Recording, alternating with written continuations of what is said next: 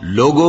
اپنے پروردگار سے ڈرو جس نے تم کو ایک شخص سے پیدا کیا، یعنی اول اس سے اس کا جوڑا بنایا، پھر ان دونوں سے کثرت سے مرد و عورت پیدا کر کے روئے زمین پر پھیلا دیے۔ اور اللہ سے ڈرو جس کے واسطے سے تم ایک دوسرے سے حقوق کا مطالبہ کرتے ہو، اور قطع رحمی سے بچو، کچھ شک نہیں کہ اللہ تمہیں دیکھ رہا ہے۔ اور یتیموں کا مال جو تمہاری تحویل میں ہو ان کے حوالے کر دو، اور ان کے پاکیزہ اور عمدہ مال کو اپنے ناقص اور برے مال سے نہ بدلو، اور نہ ان کا مال اپنے مال میں ملا کر کھاؤ کہ یہ بڑا سخت گناہ ہے۔ اور اگر تم کو اس بات کا خوف ہو کہ یتیم لڑکیوں کے بارے میں انصاف نہ کر سکو گے تو ان کے سوا جو عورتیں تم کو پسند ہوں، 2 یا 3 یا 4 ان سے نکاح کر لو۔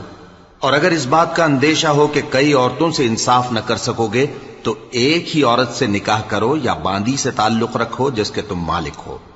اس طرح تم بے انصافی سے بچ